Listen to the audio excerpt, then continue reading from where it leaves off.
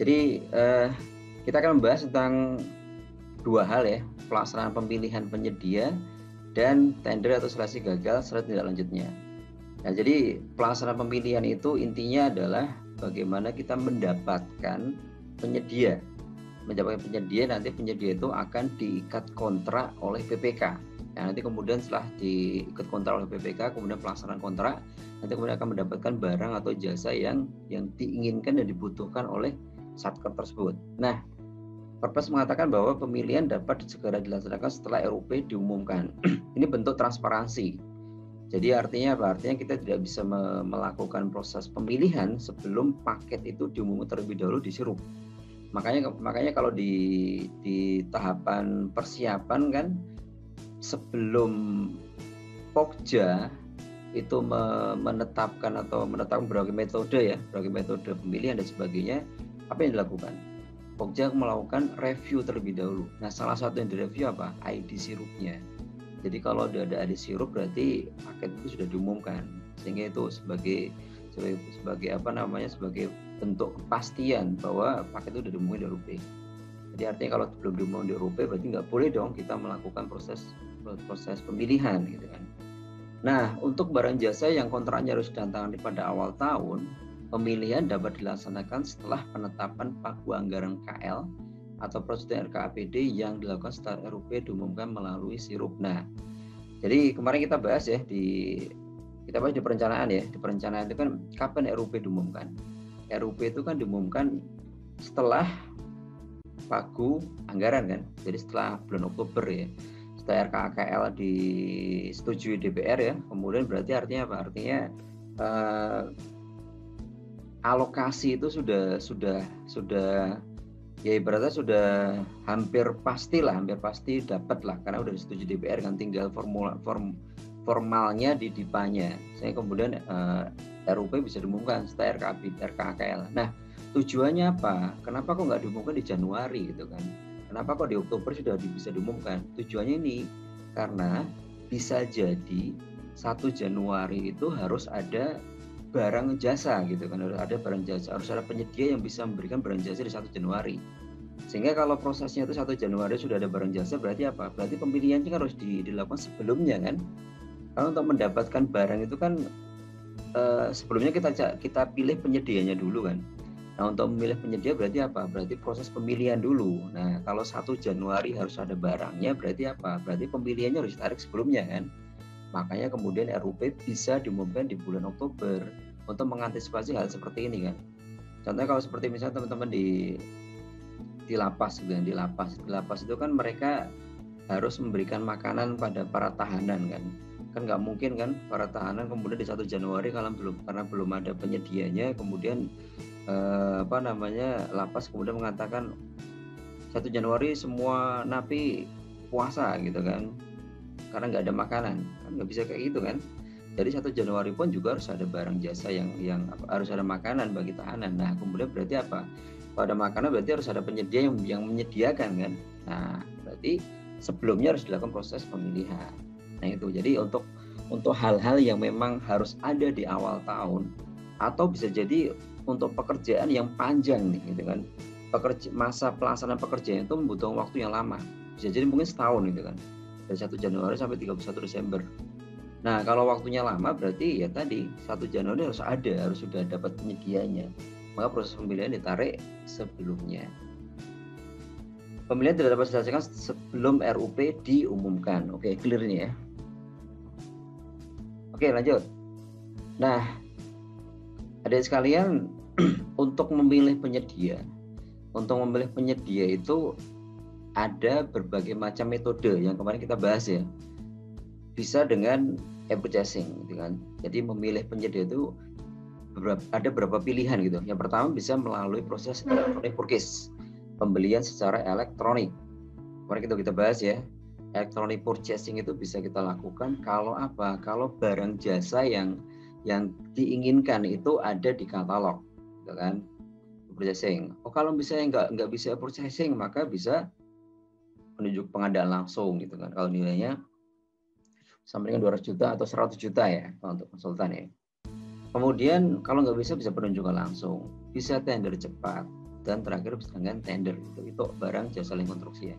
Nah sekarang kita bahas nih. Yang pertama yaitu dengan electronic purchasing. Jadi purchasing itu, nah ini ada perbedaan ketentuan nih antara Perpres 54 dan 70 dan Perpres 16 ya. Kalau dengan Perpres 70 dan Perpres 54 kan ketika barang jasa itu ada di katalog, maka kita wajib menggunakan purchasing untuk membeli barang jasa. Itu kok dulu kalau di ketentuan lama kan. Kalau sekarang enggak.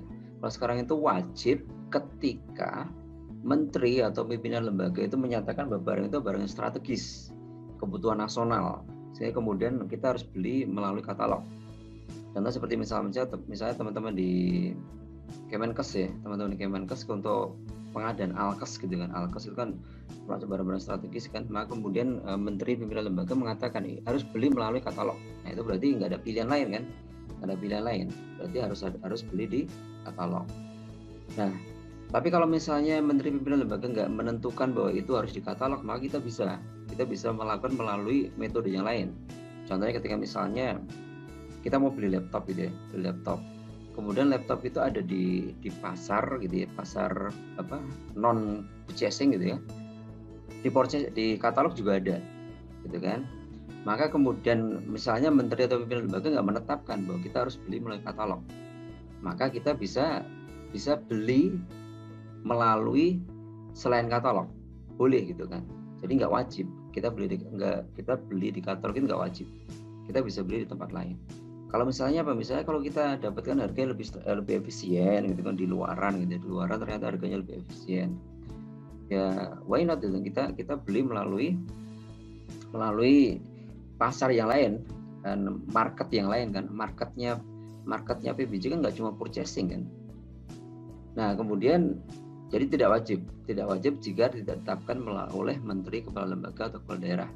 Keputusan pembelian melalui purchasing harus mempertimbangkan pemerataan ekonomi dan memberikan kesempatan pada usaha mikro, kecil, menengah, serta pelaku usaha lokal. Jadi kenapa kemudian nggak wajib di katalog gitu ya? Ya biar kemudian dia meratakan ekonomi. Jadi kalau kemudian kita beli di katalog kan berarti kan penyedia pelaku usaha di sekitar kita kan nanti mereka nggak dapat pekerjaan gitu kan, secara ekonomi mereka kurang gitu kan. Nah kemudian bisa kita lakukan di non purchasing walaupun ada di pilihan di katalog gitu kan, jadi nggak wajib. Nah kemudian bagaimana sih prosedur atau tahapan-tahapan pembelian melalui purchasing itu? Jadi sama seperti kalau kalian beli melalui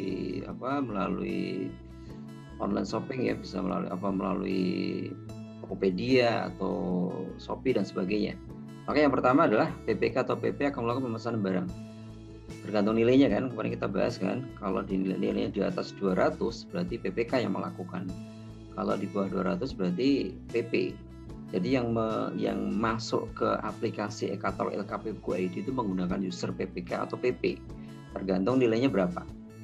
Nah, jadi PPK atau PP kemudian dia masuk ke aplikasi katalog LKPBU.id dengan menggunakan usernya ya. Kemudian mereka akan melakukan pemesanan barang sesuai dengan yang diinginkan, dibutuhkan. Keinginan kebutuhan itu kan diwujudkan dalam spesifikasi kan, dalam spek. Nah kemudian akan melakukan pemesanan, nanti kemudian calon penyedia akan merespon untuk memenuhi atau tidak gitu kan. Jadi kalau misalnya mereka nggak sanggup ya mereka bisa menolak. Ya boleh-boleh aja, sama seperti kalau kalian beli di online kan gitu juga kan. Kalian mereka sanggup atau enggak gitu kan. Nah kalau sanggup mereka akan merespon gitu ya. Kemudian berikutnya negosiasi. Ya sama seperti kalau kalian kan beli, nego dulu kan, nego terkait dengan ongkirnya bagaimana. Kalau misalnya harus instalasi, apakah include pembayaran, kemudian bisa mengurangi biaya enggak karena kita beli dengan kuantitas yang banyak gitu kan. Itu hanya dinegosiasi gitu kan. Nanti kemudian terjadi kesepakatan pembelian. Nanti kemudian ya berikutnya akan penerbitan surat pesanan. Nah, surat pesanan, kemudian ya si penyedia akan memberikan barang, nanti kemudian ada serah terima, kemudian pembayaran. Nah, seperti itu. Itu kalau electronic purchasing. Jadi simple nih. Jadi kalau misalnya barangnya ada di katalog sih, ya walaupun nggak wajib, ya kita lebih mending melalui purchasing gitu ya, lebih aman, barangnya lebih standar gitu ya. Kemudian prosesnya pun nggak ribet gitu kan. Tuh, jadi kelebihan kalau kita pakai electronic purchase. Tapi kalau misalnya kita mendapatkan harga lebih murah di luarnya, kita bisa menggunakan penyedia di luar katalog ya, boleh-boleh aja. Itu yang pertama. Itu adalah mekanisme dengan electronic purchasing, pembelian secara elektronik. Ini melalui aplikasi e-katalog LKPP Go ID ini. Nah, kemudian yang kedua adalah pengadaan penunjukan langsung. Kemudian ada penunjukan langsung. Jadi penunjukan langsung itu metode pemilihan dengan kita menunjuk satu penyedia. Nah, jadi kita menunjuk satu penyedia untuk mereka memberikan barang atau jasa kepada kita. Tapi nanti disertai dengan apa? Negosiasi teknis dan harga. Jadi artinya penunjukan langsung itu kan ibaratnya kompetisi kan hampir nggak ada kompetisi. Beda dengan tender gitu kan. Tender kan semua mendaftar, kemudian kita kompetisikan. Kalau penunjukan langsung itu nggak ada kompetisi kan. Jadi nanti kita lakukan, ada tahapan negosiasi teknisnya, nego harganya, nego teknis dan harga gitu kan. Kalau di tender kan nggak ada. Di tender itu nggak ada tahapan nego. Nego itu adanya di pengadaan langsung ada, penunjukan langsung, dan juga di seleksi ada negosiasi. Ya, selain itu nggak ada negosiasi. Nah, kenapa nego tadi? Karena ini kan hanya satu orang kan, maka kita negosiasi kan. Nah, makanya penunjukan langsung itu nggak sembarangan gitu kan. Hanya hal-hal tertentu saja kita bisa penunjukan langsung. Maka kriteria kita penunjukan langsung itu adalah memenuhi kriteria keadaan tertentu. Jadi kalau nggak memenuhi keadaan tertentu, maka nggak bisa penunjukan langsung. Kegiatan mendadak, yang dihadiri presiden wakil presiden untuk menjalani komitmen internasional gitu kan, rahasia, satu kesatuan sistem konstruksi kemarin kita bahas ya, hanya satu pelaku usaha yang mampu, benih dan pupuk. Benih pupuk yang ditentukan Menteri Pertanian ya, padi, kedelai, jagung, kemudian pupuknya urea, zeta, NPK gitu kan, nggak semua. Sarpas untuk masyarakat tidak mampu gitu ya, seperti Fasum untuk rumah sangat sederhana gitu kan. Tender ulang gagal, jadi tender kemudian diulang masih gagal, baru penunjukan langsung. Pelaku usaha yang mampu, pemegang hak cipta, konsultan hukum yang segera dan tidak bisa ditunda, repeat order kita mengulang order maksimal 2 kali. Nah, bagaimana sih ke penunjukan langsung itu gitu kan? Jadi penunjukan langsung itu tahapan seperti ini tahapannya. Jadi ya HPS tetap harus ada dibuat oleh PPK ya, kecuali kalau nilainya di bawah 10 juta nggak perlu HPS. Kalau di atas 10 juta ya walaupun penunjukan langsung tetap pakai HPS. Jadi tahap pertama adalah Pokja, PP, tergantung nilainya kan. Kalau di atas 200 atau 100 ya, maka Pokja, di bawah 200 berarti PP. Pokja atau PP mengundang dan menyampaikan dokumen kualifikasi kepada pelaku usaha yang dinilai mampu. Jadi di sini prosesnya itu seperti prakualifikasi ya. Ya prosesnya kan pra kan. Jadi kita menyampaikan dokumen kualifikasi dulu kepada penyedia dinilai mampu gitu ya. Dinilai mampu. Jadi kita akan menunjuk satu penyedia. Dan kita menyampaikan dokumen kualifikasi. Kemarin kita bahas kan, pengadaan barang jasa itu kan memilih 2 hal kan. Memilih penyedia dan memilih barang atau jasanya. Untuk memilih penyedia kita pakai dokumen kualifikasi. Untuk memilih barang jasa kita menggunakan dokumen tender atau dokumen seleksi atau dokumen pengadaan langsung atau dokumen penunjukan langsung ya, tergantung namanya ya. Nah, jadi inilah dua inilah yang kemudian kita sebut sebagai dokumen pemilihan gitu. Jadi dokumen pemilihan itu ada 2, dokumen kualifikasi dan dokumen tender atau seleksi gitu kan.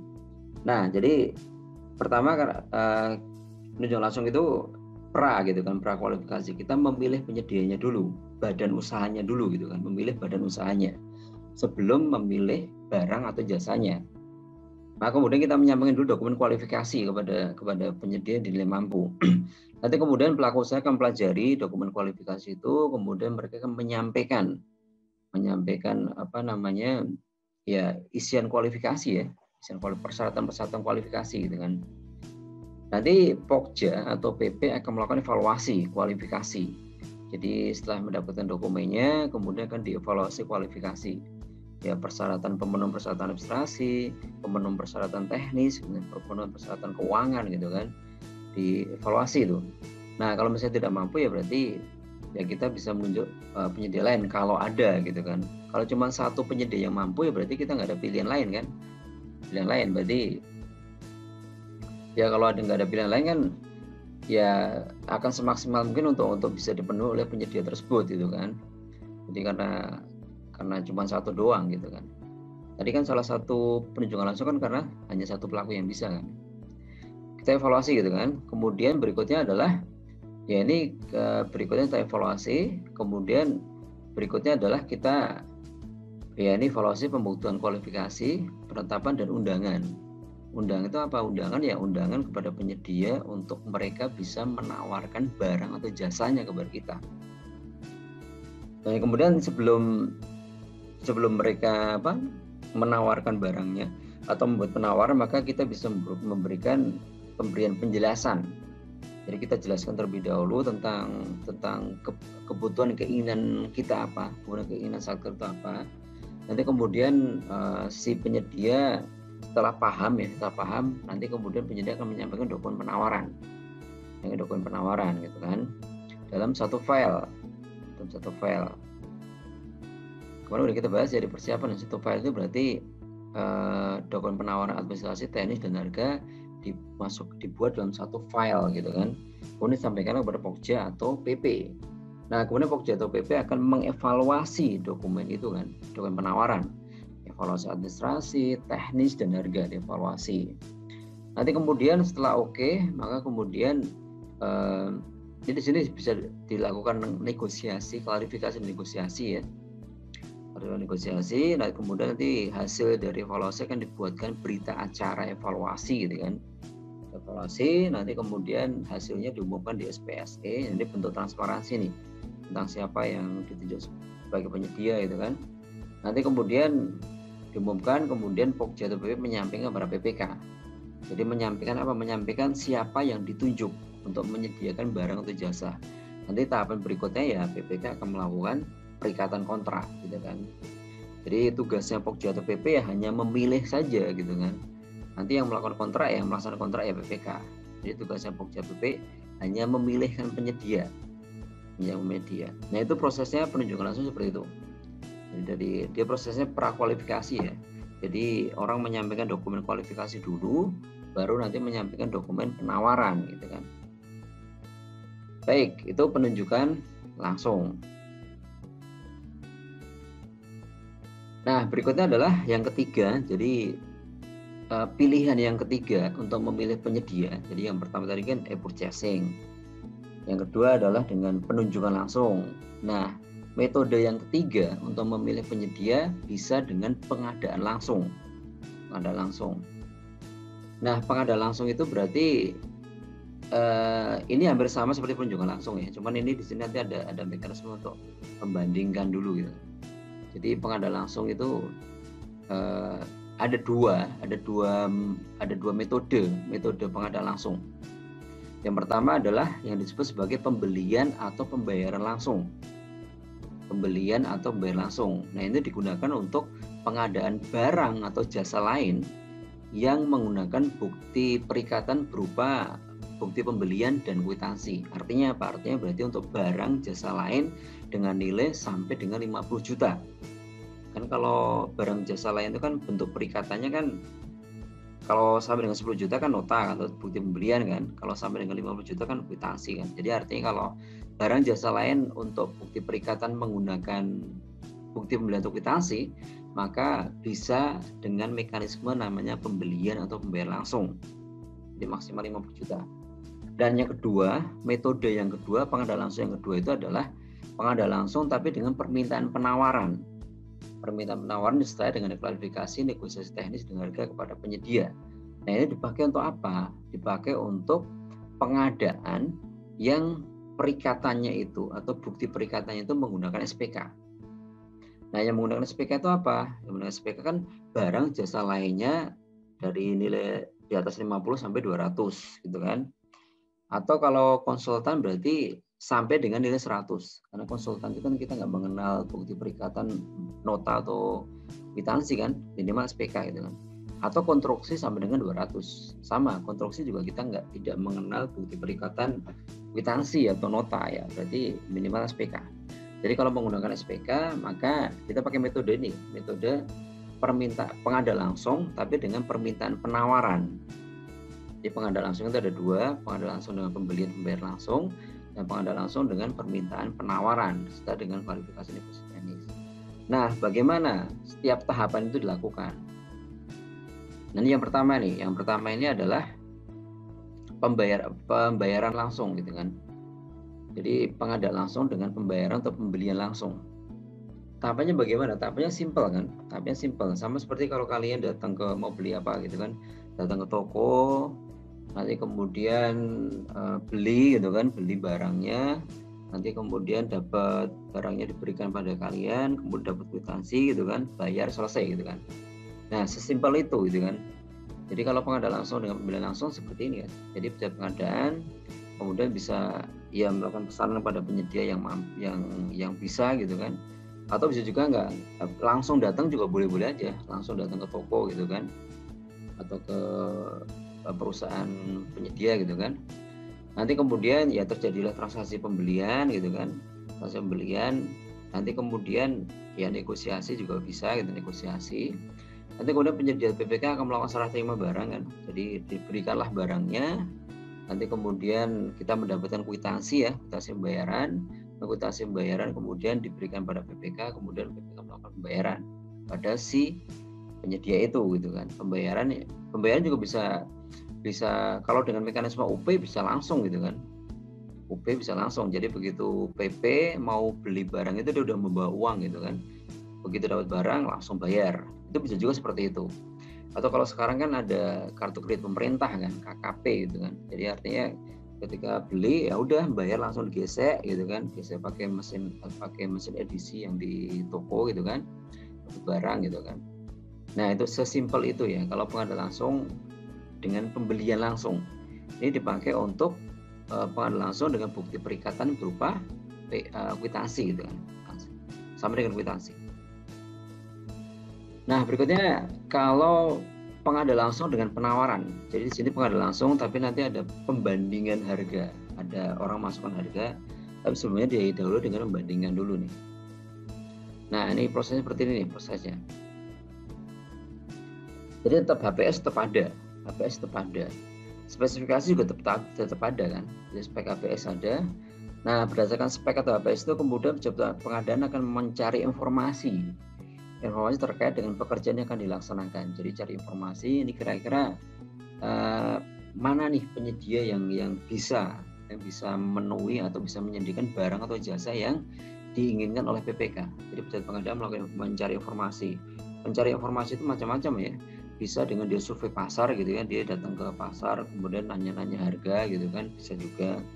Atau misalnya dia mengirim surat juga bisa, mengirim surat untuk kemudian meminta daftar harga kepada beberapa penyedia gitu kan, atau misalnya mereka melihat di internet juga bisa ya, mungkin di websitenya dilihat gitu kan. Intinya adalah mencari informasi. Nah, nanti kemudian berikutnya pejabat pengadaan akan membandingkan harga dan kualitas minimal 2 sumber informasi. Jadi setelah cari informasi gitu kan, cari informasi nanti kemudian dibandingkan minimal 2 sumber. Ya semakin banyak semakin bagus gitu. Namanya orang mau beli itu kan pasti kalau kita mendapatkan data awal gitu ya, data harga awal tuh yang banyak akan semakin bagus kan. Jadi kita bisa mencari berapa sih harga pasar yang paling menguntungkan bagi kita itu berapa gitu kan. Kita kalau semakin banyak sumber informasi kan semakin bagus kan. Berarti kita dapat harga yang nanti harga yang benar-benar real harga pasar gitu kan, yang mendekati harga pasar. Jadi tapi di ketentuan mengatakan minimal 2 sumber informasi, minimal 2. Membandingkan, nanti kemudian setelah dibandingkan berikutnya kan oh ternyata yang paling efisien penyedia A misalnya gitu kan. Maka kemudian pejabat pengadaan akan mengundang penyedia A itu, mengundang apa ya, mengundang untuk mereka menyampaikan penawaran barang atau jasanya gitu kan. Nah nanti kemudian pejabat pengadaan itu akan menyampaikan keinginan kebutuhan satker itu apa. Jadi akan menyampaikan spek, APS, kemudian dokumen-dokumen lain ya. Menyampaikan, nanti kemudian penyedia kalau misalnya mereka mau, maka kemudian penyedia akan menyampaikan penawaran kepada kita gitu kan. Nanti kemudian pejabat pengadaan akan membuka dokumen itu, dokumen penawaran, kemudian mengevaluasi, nanti bisa dilakukan klarifikasi, negosiasi untuk mendapatkan harga yang wajar gitu kan. Nah nanti kemudian setelah dilakukan evaluasi, nanti kemudian PP membuat berita acara hasil pengadaan langsung, BAHPL. Berita acara hasil pengadaan langsung itu ya berita acara yang kemudian hasil dari evaluasi itu apa. Nanti kemudian disampaikanlah pada BPK. Nanti BPK akan melakukan pelaksanaan kontrak. Nah, tahapan ini dilakukan melalui aplikasi. Kalau di Kementerian Keuangan kita pakai Simple namanya. Jadi ada aplikasi namanya aplikasi Simple, Sistem Informasi Manajemen Pengadaan Langsung. Jadi proses-proses ini dilakukan by system dengan aplikasi, tidak manual. Jadi tidak kemudian ngundang kemudian kirim surat gitu kan. Jadi tapi ini elektronik, dengan aplikasi Simple. Nah itu prosesnya pengadaan langsung dengan penawaran gitu kan. Jadi beda kan, kalau tadi kan pengadaan langsung yang pembelian langsung kan tadi simpel kan, tinggal kemudian pesan atau langsung ke toko, kemudian beli barang, dapat barang, bayar, selesai gitu kan. Kalau yang ini ada kita membandingkan dulu ke minimal 2 sumber informasi, kemudian kita mengundang, nanti kemudian mereka akan menyampaikan penawaran, dievaluasi, nanti kemudian di-APL. Nah itu yang kedua, yang ketiga ya. Jadi purchasing sudah, kemudian pengadaan langsung, penunjukan langsung sudah, kemudian pengadaan langsung sudah. Pengadaan langsung itu ada 2, membayar langsung dan pengadaan langsung dengan penawaran gitu ya. Nah berikutnya tender cepat. Jadi nggak ada seleksi cepat ya, adanya tender cepat. Nah tender cepat itu sebenarnya ya ini tender gitu kan, cuman dia waktunya lebih pendek gitu kan, makanya namanya dikatakan sebagai tender cepat gitu kan. Kalau tender yang biasa kan bisa memakan waktu panjang kan, bisa 18 hari, bisa 24 hari gitu kan, ya hampir 1 bulan gitu kan. Jadi tapi kalau tender cepat bisa dalam 3 hari gitu kan, dalam 3 hari. Nah kenapa bisa cepat gitu kan, karena ada beberapa proses yang di-cut gitu, nggak dilakukan gitu kan, sehingga bisa cepat gitu kan. Apa misalnya tidak ada evaluasi administrasi gitu kan. Kenapa nggak dievaluasi administrasi ya, karena penyedia itu kan yang boleh ikut tanda cepat itu kan penyedia yang sudah terkualifikasi dalam sikap gitu kan. Artinya untuk masuk ke sikap itu kan sudah ada evaluasi sebelumnya kan. Artinya orang yang masuk sikap itu udah dipilih gitu kan. Jadi secara administrasi udah clear gitu kan, sehingga nggak ada evaluasi administrasi. Yang kedua, tidak ada evaluasi teknis itu kan. Kenapa nggak ada evaluasi teknis? Karena syarat untuk tanda cepat itu apa? Barang jasanya udah rinci gitu kan, Bahkan kita bisa nyebut merek di situ kan. Salah satu hal yang kita bisa nyebut merek itu apa? Tender cepat. Sehingga kalau namanya kita udah nyebut merek itu berarti apa? Berarti udah clear semuanya. Saya butuh barang ini gitu kan, udah clear. Kalau tender kan nggak bisa kan? Kalau tender kan nggak bisa kita nyebut merek kan? Kita hanya mengatakan kalau kita mau beli laptop ya kita hanya bisa mengatakan oh ini i7, oh layarnya sekian, kemudian berapa RAM-nya berapa, storage-nya berapa gitu kan. Dan itu pun bisa dipenuhi oleh banyak merek gitu kan, nggak cuma satu merek. Sehingga nanti kita dievaluasi gitu, evaluasi dari banyak merek itu mana yang paling bisa memenuhi kriteria kita gitu kan. Tapi kalau tanda cepat kan kita bisa nyebut merek kan. saya mau laptop XP gitu kan, ya selesai gitu, nggak ada pilihan lain kan. Jadi makanya secara teknis tidak ada evaluasi gitu. Yang ada hanya evaluasi harga. Jadi makanya peserta hanya masukkan penawaran harga, tidak ada penawaran administrasi dan teknis. Kalau kemarin kita bahas kan dokumen penawaran itu kan isinya 3 nih, administrasi, teknis, dan harga. Nah ini dua-duanya nggak ada nih, administrasi dan teknis, cuman harga doang. Bahkan evaluasi pun itu dilakukan oleh aplikasi gitu kan. Jadi yang mengevaluasi itu aplikasi. Jadi nanti aplikasi akan otomatis akan mengurutkan mana yang paling murah, berarti dia di atas. Kemudian yang mahal ke bawah gitu kan. Jadi otomatis by aplikasi. Jadi Pokja ya ibaratnya ya nggak melakukan evaluasi gitu kan. Evaluasi by aplikasi. Beda dengan tender kan. Kalau tender kan evaluasinya dibuka satu-satu, kemudian diperiksa dokumen satu-satu gitu kan. Penetapan menang berdasarkan harga penawaran terendah. Jadi nanti yang menang siapa itu adalah yang paling murah gitu kan, harganya paling rendah. Kemudian dapat menggunakan reverse auction. Reverse auction itu adalah penawaran berulang gitu ya.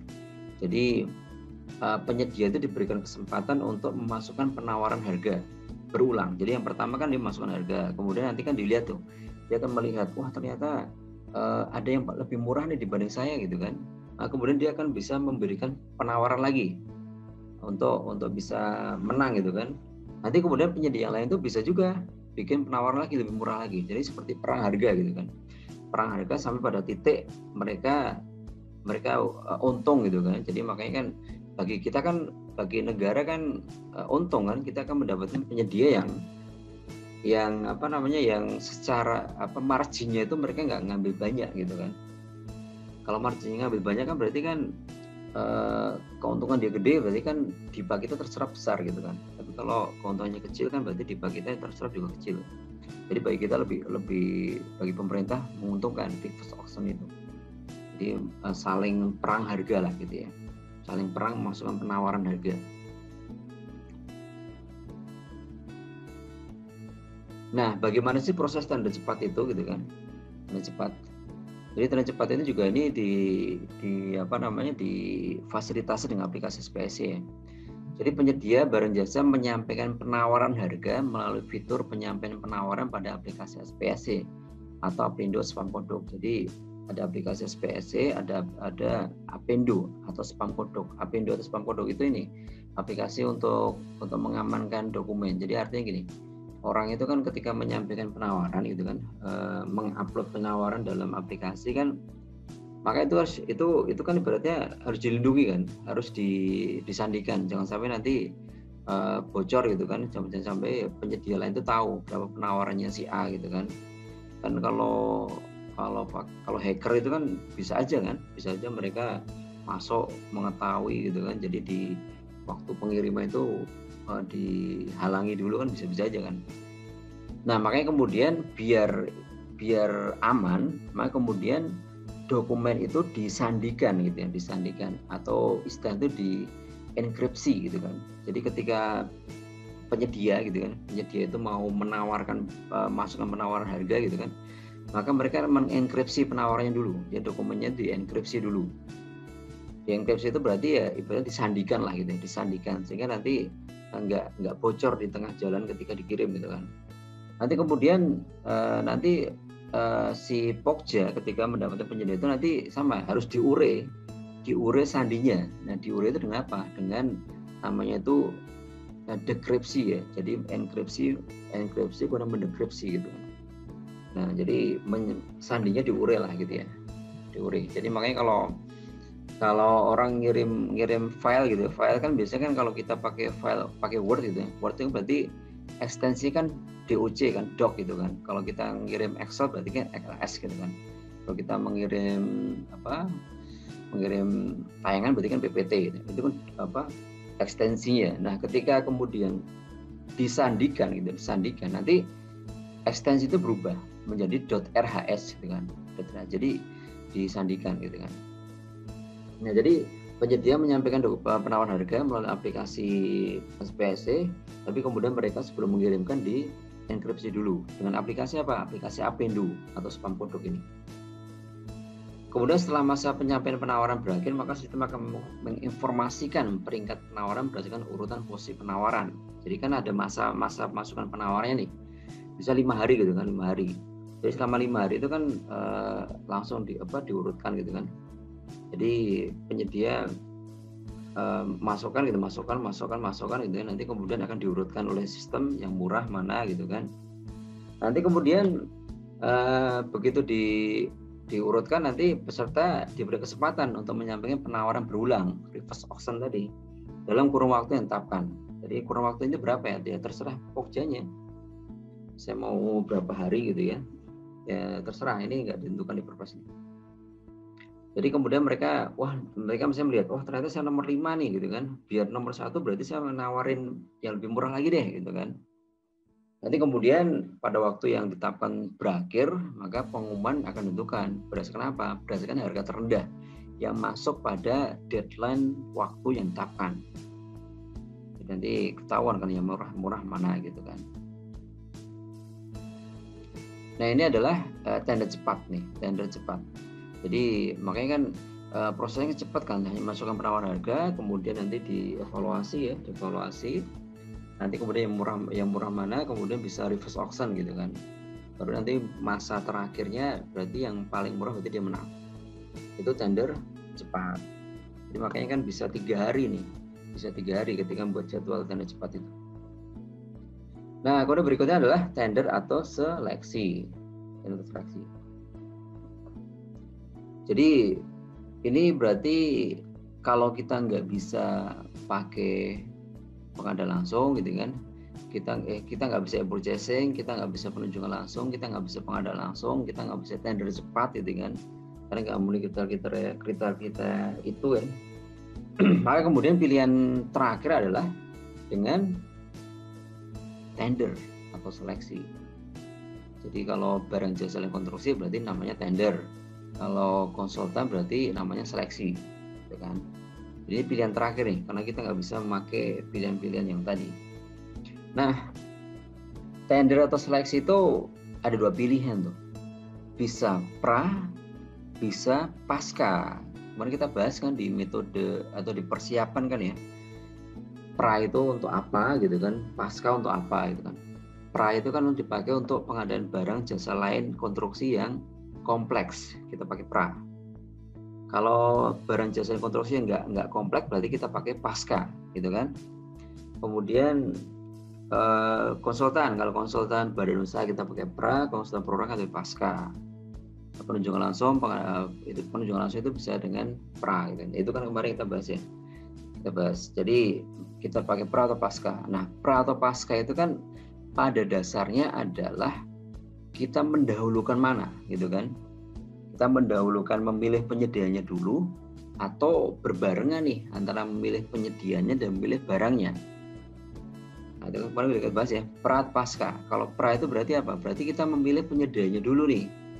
Jadi sebelum orang itu nawarin barang ke kita atau nawarin jasa ke kita, maka kita sudah pilih duluan mana saja yang boleh nawarin barang jasa kepada kita, mana yang nggak boleh. Jadi itu namanya pra gitu kan. Jadi kita menyeleksi badan usahanya dulu, penyedianya dulu, sebelum kita memilih barang atau jasa yang ditawarkan oleh penyedia itu. Berarti pra. Tapi kalau pasca apa? Kalau pasca itu ya ini memasukkannya berbarengan gitu kan. Jadi ketika mereka menawarkan dia sebagai penyedia dan menawarkan barang jasanya itu disampaikan berbarengan. Nanti kemudian waktu mengevaluasinya gitu kan, kita evaluasi barang jasanya dulu, baru kita evaluasi kualifikasinya. Itu pasca berarti kan, itu pasca. Jadi pra pasca. Jadi pra atau pasca itu hanya berkaitan dengan kita memilih mana dulu nih. Kita memilih penyedia dulu atau berbarengan nih antara memilih penyedia dan memilih barang jasa yang ditawarkan penyedia itu.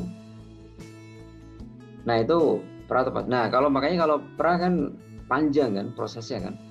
Kalau pra kan panjang banget kan. Kalau pra itu kan berarti kita lakukan proses pra dulu.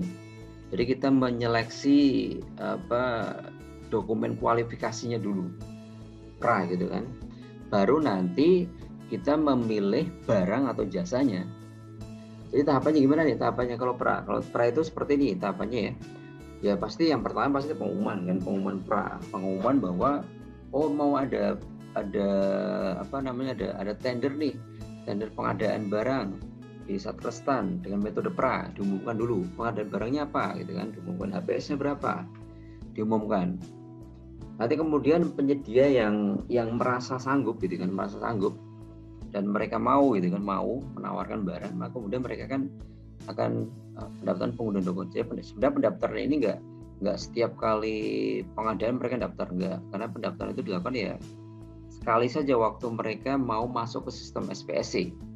Kan ketika penyedia itu mau masuk ke sistem SPSC kan mereka mendaftar dulu sebenarnya, mendaftar kemudian dilakukan evaluasi dulu ya, evaluasi dulu, nanti kemudian mereka diberikan user dan passwordnya.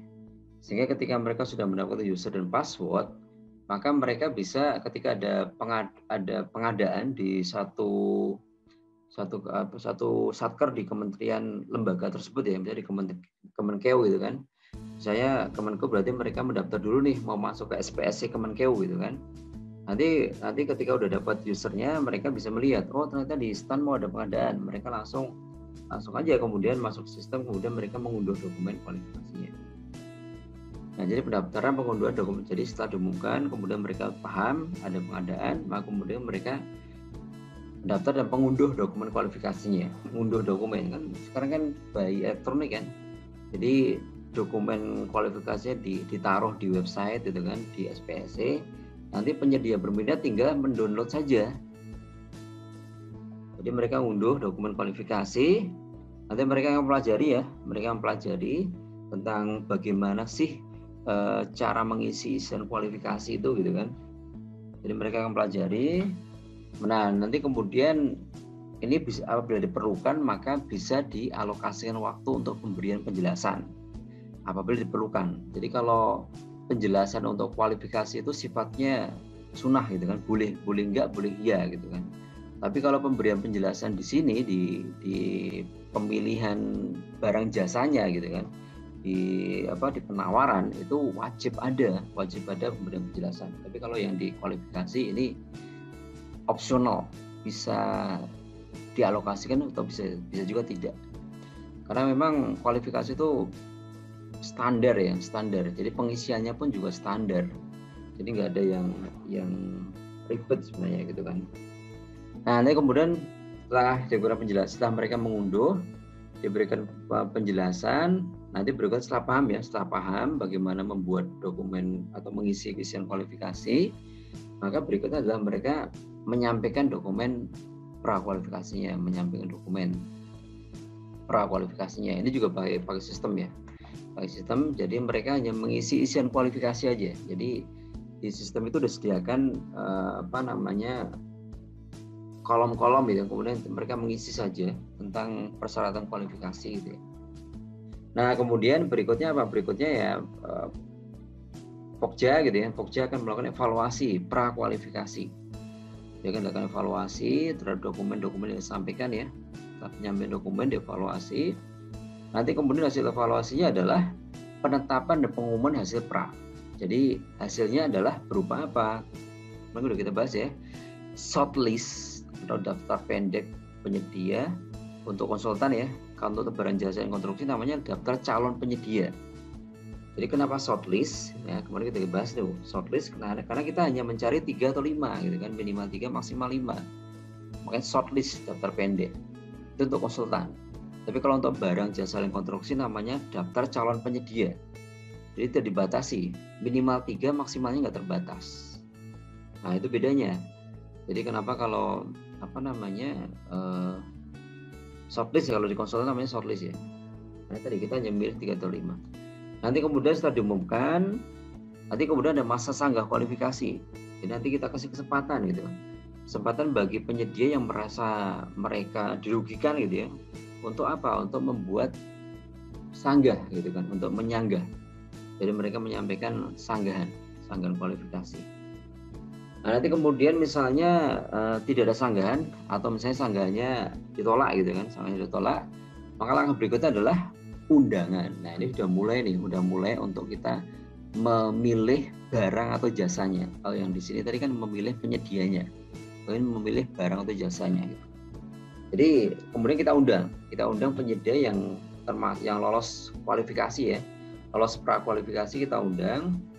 Nanti undangan itu sebenarnya adalah pemberitahuan untuk apa? Untuk mereka mengambil dokumen tender atau seleksi. Nanti kemudian mereka mendownload dokumen tender atau dokumen seleksi di download, kemudian mereka mempelajari dulu, membaca. Nah, kemudian kita alokasi waktu untuk pemberian penjelasan. Jadi kita alokasi waktu untuk unwizing. Unwizing itu intinya apa sih? Ya intinya adalah kita menjelaskan tentang isi dokumen kita, isi dokumen tender kita. Syarat-syarat penyediaannya bagaimana, syarat-syarat barang jasanya apa saja dan sebagainya. Kasih penjelasan unwizing. Nah, kemudian setelah diberikan unwizing, mereka jelas, mereka paham, maka berikutnya mereka menyampaikan dokumen penawaran. Mereka akan menyampaikan dokumen penawaran. Itu ya dokumen untuk menawarkan barang jasa dia gitu kan. Jadi dokumen administrasi, teknis, harga gitu kan disampaikan. Tergantung ya metodenya pakai apa gitu. Kalau satu file berarti ya 3 dalam satu file. Kalau 2 file berarti ya file pertama administrasi teknis, file kedua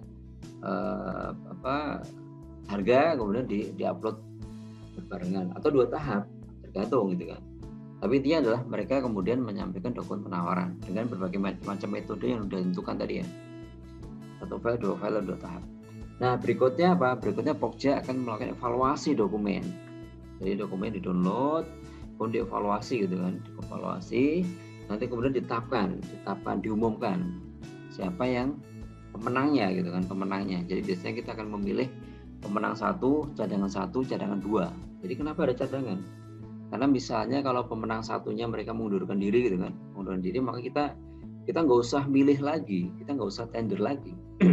Kita langsung aja ke penyedia yang cadangan 1, mau nggak pekerjaannya dialihkan kamu gitu kan.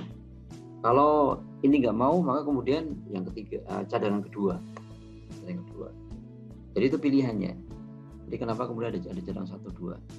Nah kemudian penetapan pemenang, kemudian sanggah. Nah ini sama nih. Kita kasih kesempatan mereka untuk nyanggah. Jadi kalau misalnya mereka merasa dirugikan gitu kan, mereka harusnya menang tapi ternyata nggak menang gitu, mereka dirugikan, maka dia bisa melakukan sanggah. Nah kemudian sanggah itu nanti dijawab oleh Pokja gitu kan. Nanti kemudian atas jawaban sanggah itu nanti calon penyedia yang kalah tadi kan, calon penyedia yang kalah tadi, mereka akan memutuskan mau sanggah banding atau tidak. Kalau konstruksi maka mereka akan memikirkan apakah menerima jawaban sanggah dari Pokja atau mereka melakukan banding berarti kepada siapa? Kepada PA atau KPA gitu kan. Tapi sanggah banding khusus untuk pekerjaan konstruksi, dan penyedia yang menyampaikan sanggah banding harus memberikan jaminan sanggah banding gitu kan. Jaminan sanggah banding. Masih ingat kan besarannya ya?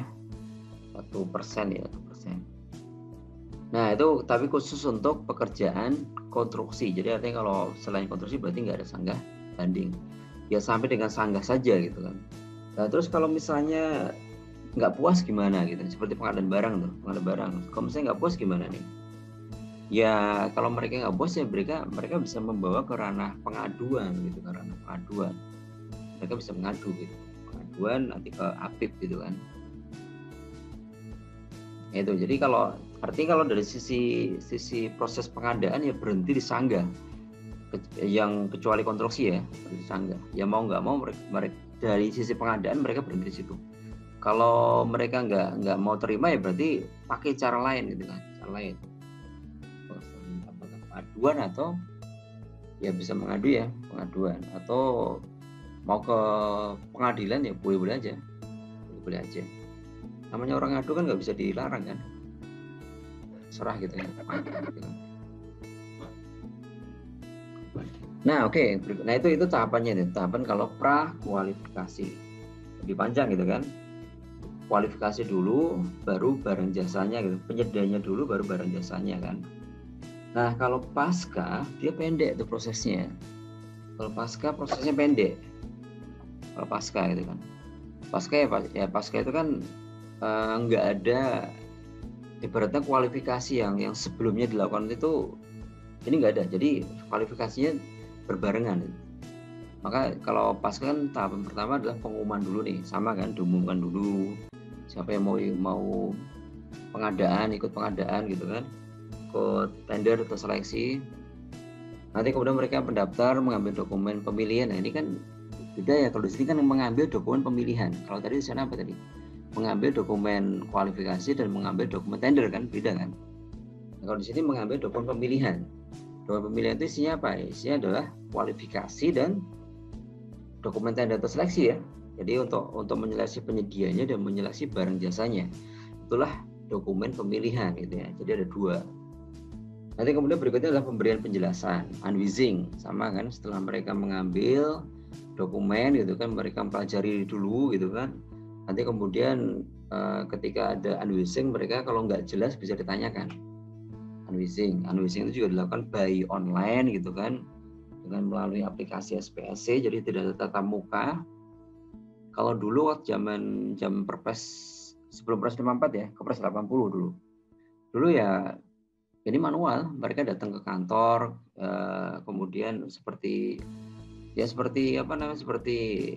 ngajar gitu kan. Jadi nanti disampaikanlah tentang dokumen pemilihan itu apa saja isinya, syarat-syaratnya bagaimana gitu kan.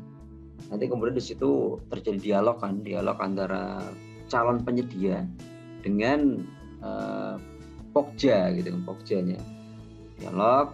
Nanti kalau misalnya ada kesepakatan baru nih, misalnya antara Pokja dan calon penyedia itu ada kesepakatan baru, yang kesepakatan itu misalnya mengubah gitu kan, mengubah dokumen pemilihan, maka nanti harus ada yang kita sebut sebagai adendum dokumen pemilihan. Jadi dokumen pemilihannya diadendum, diubah sesuai dengan kesepakatan.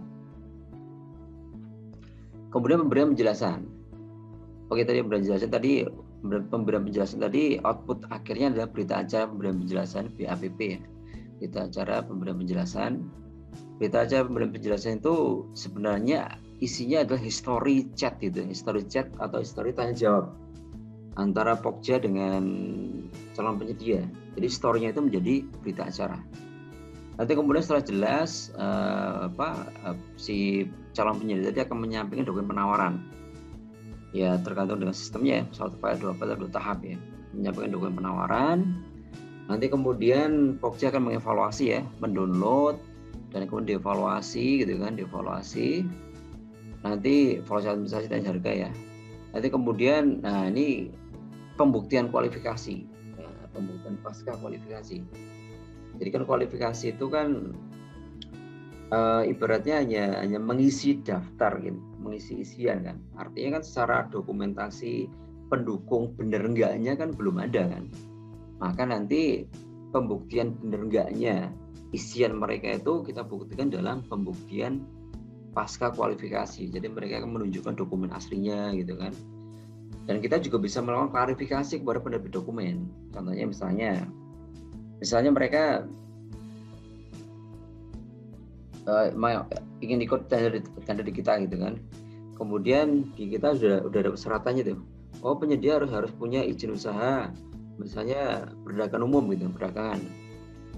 Nah, nanti kemudian kan mereka kan waktu isian kualifikasi kan hanya mengisi kan bahwa mereka punya izin usaha perdagangan gitu kan.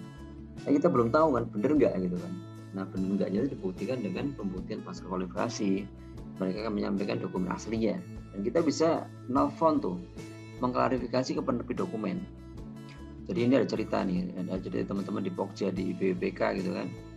Jadi pernah itu ada penyedia itu nakal gitu, penyedia itu nakal. Jadi kan waktu isian kualifikasi kan hanya mengisi daftar aja kan. Jadi mereka menyampaikan mereka punya gitu kan, punya kualifikasi usaha yang kita inginkan gitu kan, mereka ada gitu kan. Ternyata mereka memalsukan. Jadi mereka itu menambahkan izin yang menambahkan kualifikasi usaha yang sebelumnya mereka tidak ada, tapi diketik manual tanpa seizin atau tanpa penerbitan dokumen baru dari dinas perizinan daerah. Kan daerah itu ada dinas perizinan ya. Nah, untungnya kan teman-teman Pokja itu mengklarifikasi ke penerbit dokumen, ke dinas di Pemda DKI ya, di telepon tuh. Benar nggak nih penyedia ini punya izin usaha ini gitu kan. Nah, kemudian ketahuan, oh ternyata usaha yang kita inginkan itu kualifikasinya mereka nggak ada gitu kan. Jadi mereka masukkan. Nah, kalau seperti itu gimana ya? Tinggal kita blacklist saja gitu kan. Blacklist. Oke, kemudian itu ya. Jadi pembuktian itu penting ya, penting. Kemudian penetapan pengumuman pemenang. Jadi kemudian setelah dievaluasi penawaran, kemudian kualifikasinya udah, kita tetapkan, kita umumkan pemenangnya siapa. Kemudian ada sanggah. Sanggah juga sama ya. Jadi penyedia bisa melakukan sanggah dan sanggah banding khusus untuk pekerjaan konstruksi gitu kan. Tapi nanti mereka menyampaikan jaminan sanggah banding ketika melakukan sanggah banding. Nah, kita coba lihat satu persatu sekarang detailnya. Kita lihat satu-satu pertahapan. Jadi yang pertama kan tadi kan pra ya, pra mereka menyampaikan dokumen prakualifikasi. Jadi mereka menyampaikan dokumen kualifikasi terlebih dahulu, pra gitu kan. Penyedia mengisi formulir isian kualifikasi elektronik yang tersedia pada aplikasi SPSC sebelum batas akhir pemasukan dokumen pra. Jadi pengisian kualifikasi itu hanya mereka mengisi isian aja di isian kualifikasi di aplikasi. Mereka mengisi ada kolom-kolomnya gitu ya. Jika form isian elektronik belum mengakomodir data kualifikasi yang disyaratkan Pokja, maka data kualifikasi diunggah pada fasilitas pengunggahan lain yang tersedia pada aplikasi SPSC. Jadi misalnya Pokja menginginkan gitu kan, menginginkan ada persyaratan yang diupload duluan. Misalnya tadi ya kualifikasi usaha atau sertifikat badan usahanya. Misalnya Pokja menentukan ini diupload duluan nih. Nah, karena di isian kualifikasi tidak memenuhi atau tidak ada media untuk mengirimkan itu, maka kemudian menggunakan fasilitas upload di menu yang lain di SPSC gitu. Untuk penyedia barang jasa yang berbentuk konsorsium atau kemitraan atau kerjasama lain, pemasukan data kualifikasi dilakukan oleh badan usaha ditunjuk. Jadi lead firm-nya. Jadi konsorsium itu kan berarti kan ada beberapa penyedia yang kemudian mereka bergabung gitu ya. Bergabung untuk bersama-sama menyediakan barang atau jasa pada kita. Ini bentuk konsorsium. Nah, konsorsium itu berarti harus ada lead firm-nya. Harus ditunjuk lead firm-nya. Nah, lead firm inilah kemudian akan menyampaikan dokumen. Lead firm-nya tadi ya, menyampaikan dokumen kualifikasi. Jadi nggak semuanya nyampein gitu kan. Jadi tunjuk saja. Pokja dapat menambah waktu penyampaian dokumen apabila sampai batas akhir tidak ada. Jadi maksudnya gini, misalnya nih Pokja sudah menentukan batas masukan kualifikasi sampai tanggal sekian gitu kan. Misalnya di tanggal sekian ditentukan itu ternyata tidak ada yang masuk gitu kan, tidak ada orang yang menawar, ataupun kalau ada yang menawar kurang dari 3 misalnya gitu kan, maka berarti bisa ditambah waktunya. Nah, kemudian dengan mengirim data kualifikasi elektronik, penyedia menyetujui. Jadi artinya kan ini kalau di proses manual dengan non aplikasi kan mereka bikin pernyataan, nanti ditandatangani, ada materinya gitu kan, pernyataan bahwa mereka tidak dalam pengawasan pengadilan, pernyataan tidak masuk dalam blacklist, pernyataan tidak sedang dalam menjalani sanksi pidana, pernyataan bahwa kalau misalnya pegawai ya maka disetujui oleh tanggungan negara gitu kan. Dan ini yang penting, data kualifikasi yang diisi benar. Dan jika tidak benar atau ada pemalsuan, maka mereka bersedia dikenakan sanksi administratif, blacklist atau perdata atau pidana pemalsuan. Jadi walaupun hanya mengisi isian kualifikasi, tapi ada klausul ini bahwa apa yang mereka isi itu benar. Kalau tidak benar maka mereka bisa mau gitu kan digugat gitu kan, disanksi. Itu namanya fakta integritas. Nah, kemudian berikutnya setelah mereka menyampaikan penawaran ya, masukkan penawaran by aplikasi, nanti kemudian kita melakukan evaluasi kualifikasi ya. Jadi kita mengevaluasi dokumen kualifikasi dari penyedia. Nah, kemarin kita bahas kan untuk evaluasi itu jadi dokumen kualifikasi gitu ya. dokumen isian kualifikasi itu ada macam-macam nih. Ada administrasi gitu kan. Jadi dokumen kualifikasi administrasi, kemudian evaluasi kualifikasi teknis dan evaluasi kualifikasi keuangan. Jadi sama seperti dokumen penawaran isinya 3 kan, administrasi, teknis, harga. Kalau di dokumen kualifikasi isinya juga 3. Ada administrasi, teknis, ada keuangan. Tapi untuk keuangan itu hanya penyedia yang termasuk non kecil. Jadi artinya kalau kecil ya cuman administrasi dan teknis saja tanpa kualifikasi keuangan gitu kan. Kualifikasi keuangan itu berarti mereka secara keuangan mereka mampu gitu kan, makanya dilihat neracanya gitu kan. Nah kemudian dievaluasi ya, tadi evaluasinya itu dengan apa? Kalau barang jasa dan konstruksi kan dengan gugur kan, dengan gugur. Makanya kalau gugur itu kan memenuhi syarat tidak memenuhi syarat, jadi makanya maksimal itu nggak ada kalau di pra untuk barang jasa dan konstruksi ya. Beda dengan konsultan kan. Konsultan kan kita nanti butuh shortlist kan. Nah, kemudian menggunakan pembobotan. Jadi kita nilai dengan kita bobot. Pembobotan dengan ambang batas. Tapi untuk dokumentasi dan keuangannya ya pakai ini ya. Gugur. Teknisnya pakai pembobotan. Pra bukan ajang kompetisi. Apabila ada data kurang dapat dilengkapi sampai dengan 3 hari setelah penyampaian hasil evaluasi. Jadi prakualifikasi itu bukan ajang kompetisi. Jadi artinya apa? Artinya kalau misalnya dalam kualifikasi itu ada dokumen yang kurang atau ada isian yang kurang, maka Pokja itu harus segera memberitahukan pada penyedia itu bahwa ada yang kurang. Jangan nanti mereka punya waktu 3 hari untuk memenuhi atau untuk menyusulkan lah dokumen. Nah kalau pra kan bisa kan, tapi kalau pasca nggak bisa. Kalau pasca begitu kurang ya gugur gitu kan, itu bedanya. Kalau pra masih bisa kita minta dokumen yang kurang gitu kan, tapi kalau pasca begitu kurang ya habis, gugur gitu kan. Evaluasi ya, itu evaluasi kualifikasi. Nanti berikutnya adalah pembuktian kualifikasi. Sudah kita evaluasi, oh ternyata memang benar izin usahanya gitu kan. Nah berikutnya nanti pembuktian kualifikasi, kita buktikan. Kalau pembuktian berarti apa? Berarti kita melihat dokumennya, atau kalau misalnya mereka menyampaikan bahwa saya berpengalaman di mengerjakan pekerjaan di Pusdikes Anggaran, nanti kita selain kita minta dokumen kontraknya gitu kan, dokumen kontraknya, kita juga bisa nelfon tuh, kita bisa nelfon ke PPK-nya Pusdikes Anggaran, benar nggak sih penyedia ini pernah melakukan pekerjaan di sana gitu kan, itu untuk mengklarifikasi pengalaman gitu kan. Atau misalnya untuk peralatan yang dipunyai gitu kan, mereka misalnya menyampaikan, oh saya punya dump truck, punya eskavator gitu kan, ya nanti kita buktikan, kita datang ya, benar nggak sih barangnya ada gitu kan, namanya pembuktian kualifikasi. Jadi dilakukan terhadap peserta yang memenuhi syarat kualifikasi. Jadi dilakukan terhadap peserta yang lolos kualifikasi. Jadi yang lolos pra. Jadi kalau misalnya nggak lolos ya ngapain kita buktikan gitu kan. Kemudian berikutnya adalah yaitu mengundang verifikasi, oke, klarifikasi, oke. Nah nanti kemudian hasilnya adalah yang kita sebut sebagai shortlist atau daftar calon penyedia. Kalau barang jasa dan konstruksi kan minimum 3, maksimumnya tidak dibatasi gitu kan.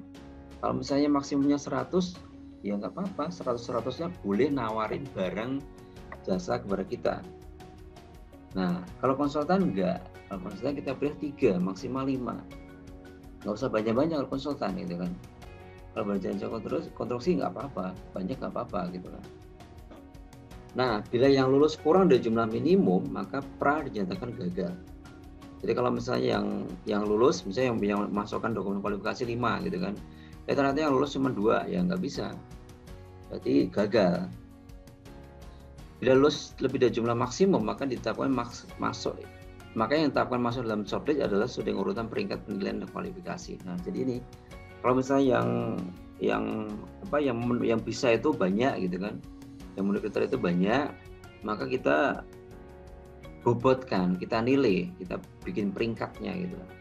Nanti yang ya minimum 3 maksimal 5 kita ambil. Ya berarti yang urutan 6 ke bawah berarti nggak kita ambil gitu kan.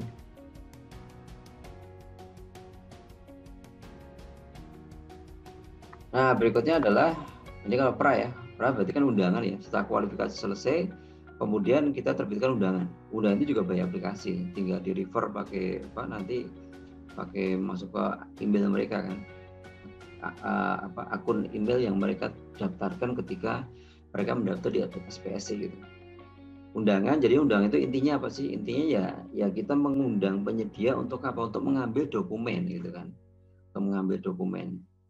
Kalau pra ya berarti ya dokumen tender atau seleksi. Kalau pasca ya berarti ini pengumuman untuk mengambil dokumen pemilihan ya, pemilihan. Nah ini kalau undangan itu berarti yang masuk shortlist saja kan. Nah, kalau undangan kan. Kalau undangan berarti kan masuk shortlist. Kalau pengumuman ya pengumuman itu pada semua halayak gitu kan. Kan kalau pengumuman itu berarti ini tahap pertama kan. Untuk pasca kan berarti kan kita awali dari pengumuman kan. Kalau pasca ya. Kalau pra maka untuk memilih barang jasanya diawali dari undangan. Itu bedanya. Kenapa ada dua? Kenapa undangan? Kenapa pengumuman? Kemudian, nah ini setelah mereka kita kasih undangan gitu ya, undangan untuk mereka mengambil dokumen pemilihan atau pengumuman bahwa ada sebuah tender atau seleksi di Kementerian A gitu kan, mereka kemudian download dokumen pemilihan atau dokumen tender ya, tergantung pasca atau pra ya. Tergantung pasca atau pra. Kalau pra berarti dokumen tender, kalau tender seleksi ya, kalau pasca berarti dokumen pemilihan. Nanti kemudian mereka download, nanti kemudian kita kasih penjelasan unwizing. Unwizing itu tujuannya adalah kesamaan pemahaman antara Pokja dengan peserta. Jadi artinya antara Pokja dan peserta tender seleksi ya, itu punya pemahaman yang sama terhadap sebuah ketentuan dalam dokumen pemilihan atau dokumen tender. Ini secara online tanpa tatap muka, ya seperti inilah seperti kalian chatting lah gitu kan, chatting di grup gitu kan. Ya, ada orang nanya, kemudian dijawab, yang lain bisa tahu jawabannya apa gitu kan, seperti kayak gitulah. Pokja WP dan memberikan informasi penting terkait ya, jadi ini di Unwizing itu ya forumnya Pokja untuk memberikan informasi hal-hal penting yang harus dipenuhi oleh penyedia gitu kan. Dapat menambah waktu. Pokja WP menjawab setiap pertanyaan yang masuk kecuali substansi pertanyaan telah jawab. Jadi ya semua pertanyaan yang masuk ya dijawab satu persatu gitu kan, kecuali kalau ada yang sama pertanyaan yang double gitu, maka cukup satu jawaban untuk semuanya jawab. Dapat menambah batas waktu, jadi artinya unwizing itu kan kita tentukan batasnya, misalnya 1 jam atau 2 jam gitu kan, artinya setelah 2 jam atau setelah 1 jam ya berarti berhenti gitu kan. Tapi kalau misalnya Pokjanya mengatakan wah ini kayaknya masih belum selesai nih, masih banyak pertanyaan gitu kan, maka kita bisa perpanjang, boleh-boleh aja diperpanjang oleh Pokjanya. Dalam hal waktu tahap pemberian penjelasan berakhir, maka penyedia tidak dapat mengajukan. Jadi kalau misalnya waktu ini berakhir ya, misalnya kita tentukan nih unwizing dari jam 1 sampai dengan jam 3 gitu. Maka sampai dengan jam 3 itu, setelah jam 3 mereka nggak bisa masukkan pertanyaan lagi nih. Tetapi Pokja masih punya waktu untuk menjawab pertanyaan-pertanyaan yang masuk di terakhir ya. Jadi kalau misalnya masuknya di jam 14.59 gitu kan, berarti 1 menit sebelum berakhir gitu kan, terus jawabnya kapan gitu kan, maka punya waktu tambahan. Jadi walaupun berakhir, Pokja masih punya waktu tambahan untuk menjawab pertanyaan. Kumpulan tanya jawab ya, ini jadi nanti sama seperti kalau kalian chatting gitu kan bisa didownload historinya kan. Nah, story itu menjadi berita acara pemberian penjelasan. Jadi kumpulan tanya jawab di forum itu ya, menjadi BAPP. Jika dibutuhkan peninjauan lapangan, dapat dilakukan peninjauan lapangan bersama-sama dan dibuat BAPP lapangan. Jadi maksudnya gini, bisa jadi dalam tender itu calon penyedia itu butuh tahu mana sih lokasi pekerjaannya. Tujuannya apa ya? Tujuannya untuk mereka nanti membuat penawaran gitu kan. Jadi kalau misalnya jaraknya jauh dengan tempat kedudukan mereka gitu kan, berarti mereka ketika akan memobilisasi peralatannya kan butuh biaya. Berarti berapa nih gitu kan, butuh biaya berapa. Kemudian jarak antara lokasi dengan tempat material gitu kan, jauh atau enggak, itu kan pengaruh ini kan, penawaran kan.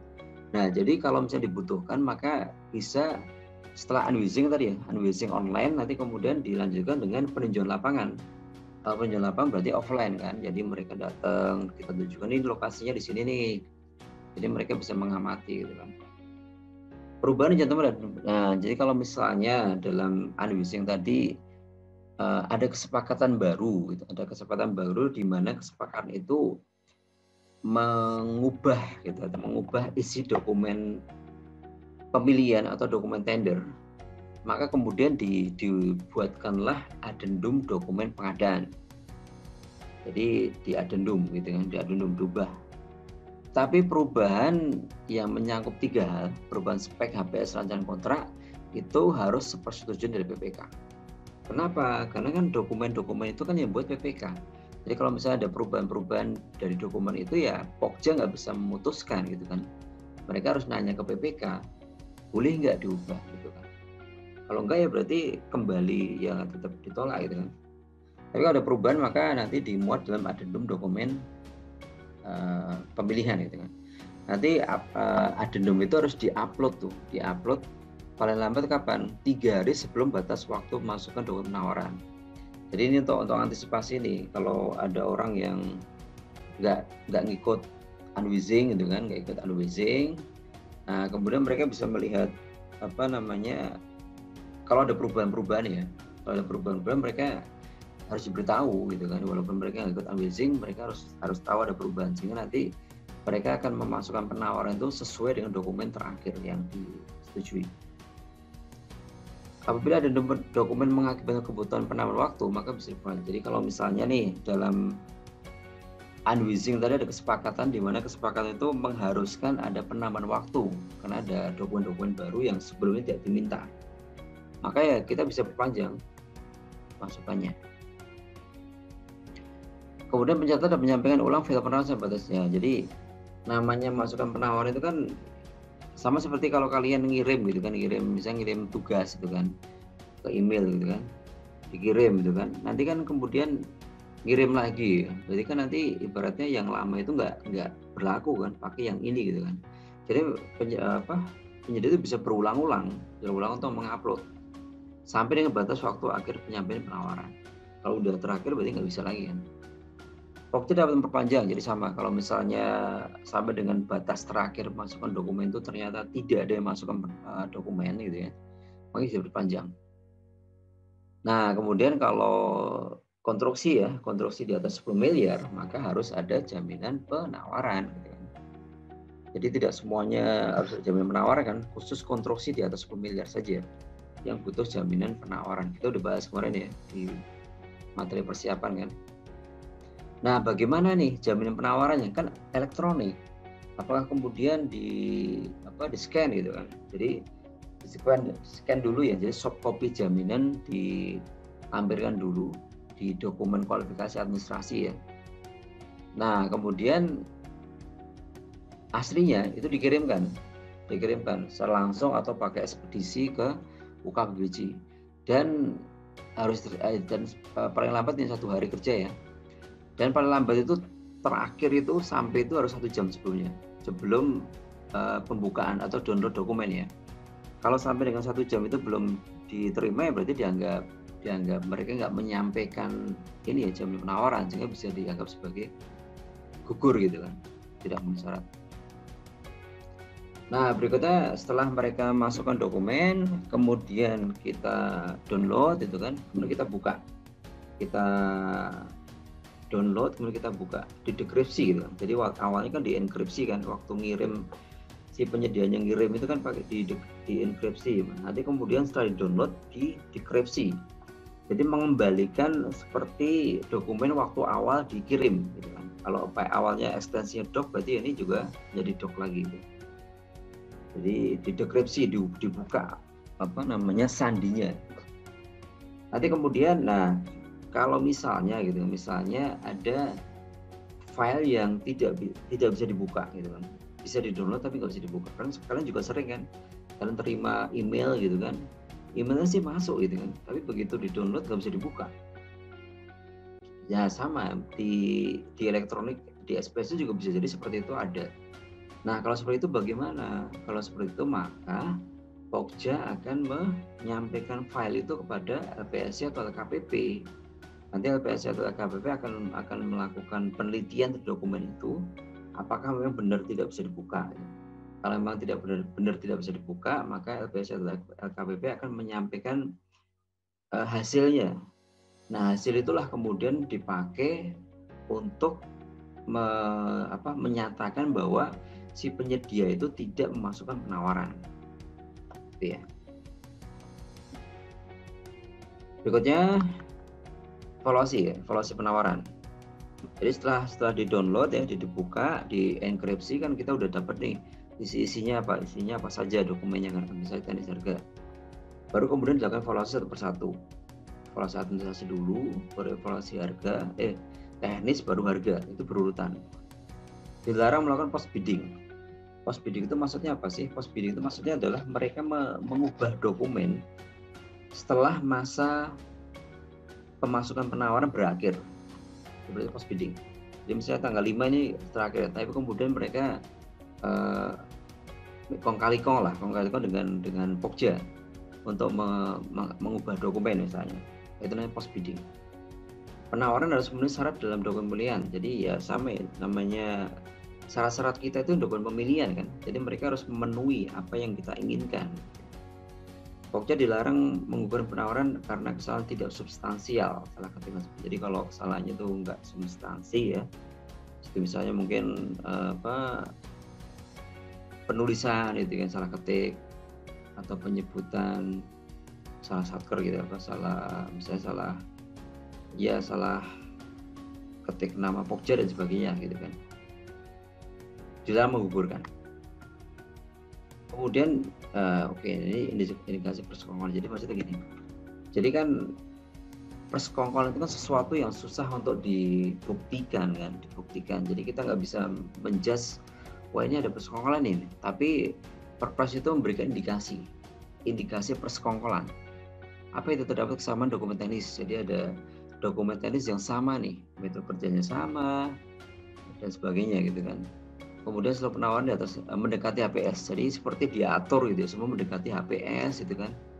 Kemudian konsep beberapa peserta pada satu rentangan dari, jadi ada beberapa orang gitu kan, dia menguasai beberapa perusahaan, ikut di tender yang sama, itu nggak boleh. Kesalahan yang sama, jadi kesalahan pengetikan pada lokasi yang sama, itu kadang-kadang terjadi nih, teman-teman di Pokja juga kadang-kadang menemukan ini. Jadi salah ketiknya itu pada posisi yang sama. Jadi dia hanya mengubah fontnya aja gitu kan. Fontnya diubah biar kayak berbeda gitu kan. Jaminan penawaran dikeluarkan oleh penjamin yang sama. Jadi ini jaminan penawaran dikeluarkan oleh penjamin yang sama, nomornya berurutan gitu. Jadi kayak ada ini rentangan dalinya sama nih, dikuasai oleh orang yang sama. Itu dikasih. Nah, kemudian berikutnya adalah setelah dilakukan ini Nah, sebelum dievaluasi administrasi teknis harga, maka dilakukanlah namanya koreksi aritmatik. Jadi sebelum dilakukan evaluasi administrasi teknis harga, maka dilakukanlah koreksi aritmatik. Untuk satuan, item satuan, gabungan, dan jadi koreksi aritmatik itu digunakan untuk kontrak harga satuan. Atau kalau kontraknya berbentuk gabungan ya, maka berarti di item harga satuan atau waktu penugasan. Kemarin kita bahas ini kan jenis-jenis kontrak kan, waktu penugasan, kemudian harga satuan dan sebagainya. Koreksi aritmatik dapat mengubah harga penawaran, dilakukan untuk seluruh penawaran. Jadi itu namanya koreksi. Jadi koreksi aritmatik itu ibaratnya gini, berarti kita membetulkan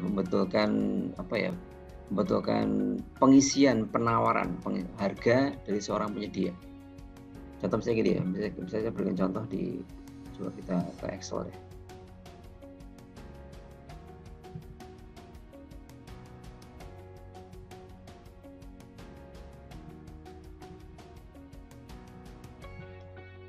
Koreksi penting gini, ini misalnya dokumen pengadaan, ini dokumen pemilihan.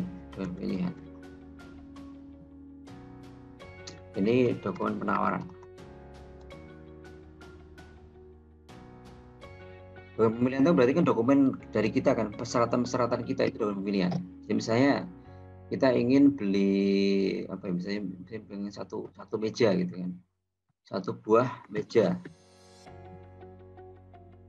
Nah kemudian nanti kan si penyedia kan nanti kan ngisi penawarannya berapa gitu kan.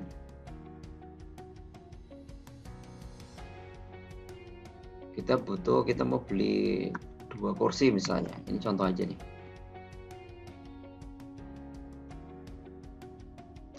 Nanti kemudian penyedia akan mengisikan penawarannya.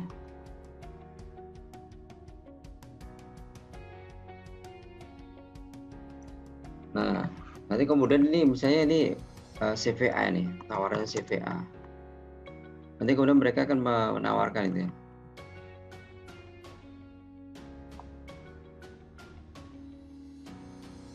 Satu meja misalnya kemudian mereka nawar 100.000 misalnya gitu. Nanti ini kan misalnya gini, misalnya ini satu meja 100.000 gitu kan. Kemudian misalnya di sini salah gitu, salah ngitung gitu ya. Dia isi di sini misalnya kan harusnya 100.000 gitu kan. Harusnya hasilnya kan 100.000. Tapi misalnya mereka mengisi ini 50.000. Kan bisa jadi kan salah ketik gitu kan, salah ketik. Kemudian ini kita minta 2 kursi nih. Tapi misalnya mereka mengisi 1 kursi gitu kan. 1 kursi misalnya harganya 50.000 nih. Jadi kan 50.000 juga kan.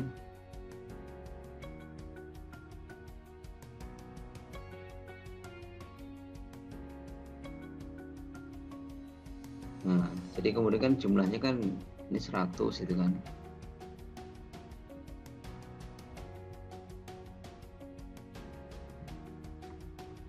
Satu juta nih jumlahnya ya, 1 juta nih.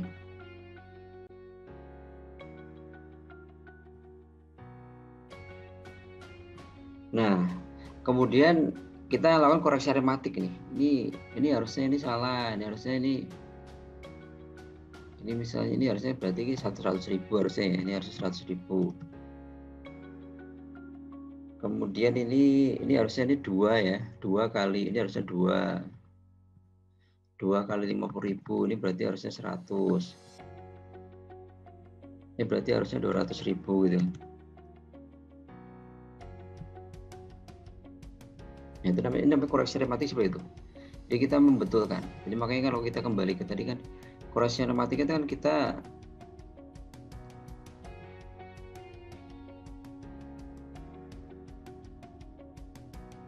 jadi kita menyesuaikan volume pekerjaan antara dokumen penawaran dengan dokumen pemilihan. Jadi kita sesuaikan. Jadi yang jadi patokan dokumen pemilihan kita gitu kan. Mengalihkan volume pekerjaan sesuai dengan dokumen pemilihan dengan harga satu yang ditawarkan. Jadi volumenya kita pakai dari dokumen pemilihan kita, kemudian kita kalikan harga satuan dari dia. Kalau harga satuan nggak boleh kita ubah-ubah. Itu kan ibaratnya penawarannya penyedia kan. Kita bisa mengubah volumenya saja, disesuaikan. Jenis pekerjaan yang tidak diberi harga satuan harus tetap dilaksanakan. Jadi kalau misalnya mereka mengisi 0 gitu kan, 0 ya tetap, walaupun mereka mengisi 0 tetap harus dilakukan dan tetap harus diberikan barang jasa pada kita. Tidak tercantum pada jenis pekerjaan tidak tercantum pada daftar kuantitas dan harga disesuaikan dengan dokumen pekerjaan pada.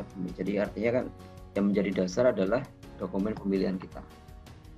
Kedua, koreksi aritmatik. Nah, setelah dikoreksi aritmatik, maka berikutnya adalah evaluasi penawaran, administrasi teknis harga. Administrasi itu lebih ke kita mengevaluasi administrasinya. Jadi administrasi itu apa? Surat penawarannya.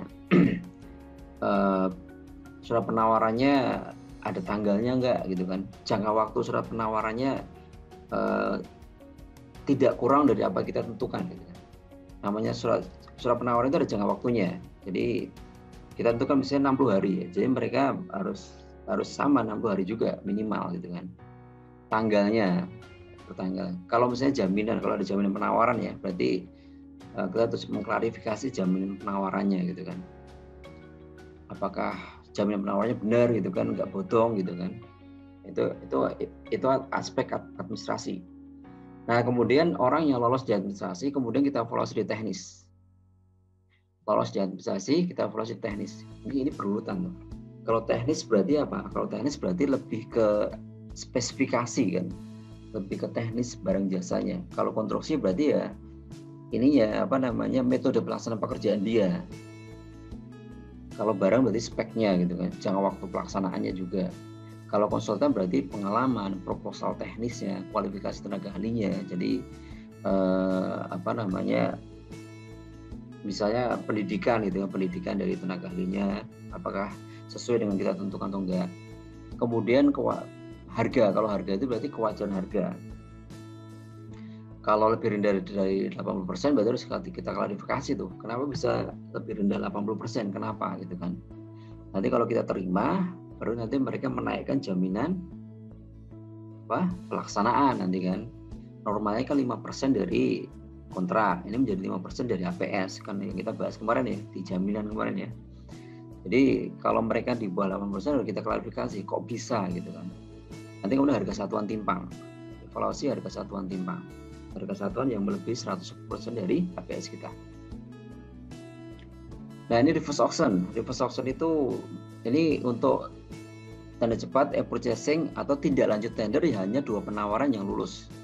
Jadi di tender gitu kan, tender pas di tender ini ya, tender yang berarti setelah kalau dia pra berarti di waktu pemilihan barang jasanya, atau kalau dia pasca berarti di tahapan setelah pasca itu cuma dapat 2. Maka kemudian 2 itu kita tandingkan untuk reverse auction. Agar apa? Agar 2 itu bertanding perang harga biar kemudian bisa menawarkan harga murah pada kita. Itu reverse auction. Nah, itu berikutnya setelah dievaluasi, kemudian nanti penetapan pemenang. Jadi kalau penetapan pemenang kan tergantung kewenangan ya. Ini udah kita bahas kan, kalau di atas 100 miliar untuk barang jasa konstruksi kan PA. Bisa delegasikan pada KPA. Kalau di bawah itu berarti Pokja. Udah clear, udah kita bahas. Nah, kemudian berikutnya sanggah. Jadi kita alokasikan sanggah. Jadi kalau misalnya penyedia yang merasa dirugikan, mereka bisa melakukan sanggah. Sanggah itu ya 5 hari ya, masa sanggah itu 5 hari kan. Nanti kemudian Pokja punya waktu 3 hari untuk menjawab sanggah. Jadi kita kasih waktu 5 hari, hari pertama sampai hari kelima gitu kan. Nanti misalnya penyedia itu menyanggah di hari kelima, maka kita punya waktu 3 hari untuk menjawab sanggah itu. Nanti kalau misalnya mereka nggak puas bisa sanggah banding. Sanggah banding ya nanti selama-lamanya 5 hari setelah jawaban sanggah. Jadi tadi kan mereka nyanggah, kemudian kita jawab, nah kan? Nanti kemudian mereka berpikir menerima atau sanggah banding maksimal 5 hari. Jadi kalau 5 hari mereka nggak melakukan sanggah banding, berarti dianggap mereka menerima jawaban sanggah kita. Kalau dalam 5 hari mereka nyanggah banding, berarti kita tunggu keputusan dari PA atau KPA menerima nggak sanggah banding itu.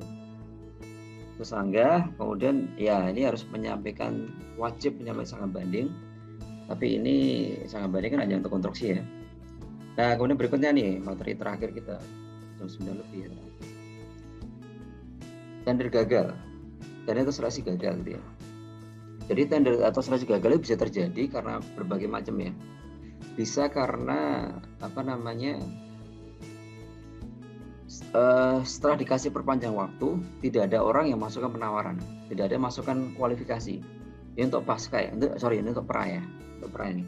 Jadi masa masukkan dokumen kualifikasi, nggak ada orang yang masukkan penawaran, nggak ada orang masukkan kualifikasi, diperpanjang lagi, nggak ada juga, gagal kan? Atau ada orang yang masukkan kualifikasi, tapi kurang dari 3, gagal juga. Jadi kan minimal kan tadi kalau kualifikasi minimal harus dapat 3 kan. Kalau yang masukkan aja kurang dari 3 ya nggak mungkin dapat 3 kan. Nanti kan harus dievaluasi dulu kan. 3 aja belum tentu nanti semuanya lulus kan. Apalagi kurang dari 3 gitu kan. Jadi kurang dari 3. Maka kemudian dievaluasi dulu. Kenapa kok gagal? Apakah kemudian speknya terlalu tinggi atau misalnya keinginan kita terlalu tinggi gitu kan. Nanti kemudian diulang, pra kualifikasi ulang.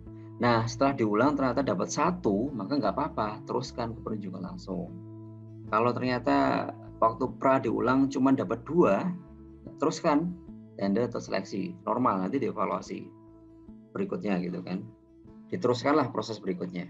Jadi kalau udah ulang cuma dapat 1 atau 2 nggak apa-apa, diteruskan. Ini kalau tender gagal nih. Kalau tadi kan pra kualifikasi gagal, kalau ini tender gagal. Tender gagal itu bisa karena kesalahan di evaluasi ya. Jadi waktu evaluasinya salah sehingga disanggah gitu kan, disanggah kemudian diterima, nanti kemudian dievaluasi ulang. Ditemukan kesalahan dalam dokumen. Jadi dokumen pemilihannya salah, kemudian disanggah gitu kan, diterima, berarti kan nanti gagal kan, berarti diulang lagi gitu kan. Negosiasi biaya pada seleksi tercapai. Jadi kalau di seleksi itu kan ada negosiasi kan, ada tahapan negosiasi kan. Waktu negosiasi ke yang pertama nggak cocok, yang kedua nggak bisa juga, yang ketiga nggak bisa, semuanya gagal, maka ulang. Tidak ada peserta yang menyampaikan dokumen penawaran. Jadi nggak ada orang yang menyampaikan dokumen penawaran setelah masa perpanjangan. Tidak ada yang lulus. Jadi ada yang masukkan penawaran tapi nggak lulus gitu kan. Gagal semuanya. Seluruh peserta terlibat KKN. Jadi seluruh peserta terlibat KKN, walaupun ini sangat sulit dibuktikan ya. Seluruh peserta terlibat persaingan tidak sehat, atau seluruh harga di atas HPS untuk barang jasa rekonstruksi, tidak di konsultan. Kalau konsultan bisa. Atau KKN tadi ya, KKN. Nah, kalau gagal gimana? Kalau gagal maka kita bisa penunjukan langsung. Tapi syaratnya apa? Syaratnya ini. Syaratnya adalah kebutuhannya tidak dapat ditunda dan tidak cukup waktu untuk melakukan tender. Dan itu justifikasi dari PA atau KPA. Jadi kalau misalnya udah tender gagal, kemudian diulang masih gagal, maka kita bisa ke penunjukan langsung. Tapi syaratnya ini, tidak dapat ditunda dan tidak cukup waktu. Dan justifikasi oleh PA atau KPA. Oke, selesai.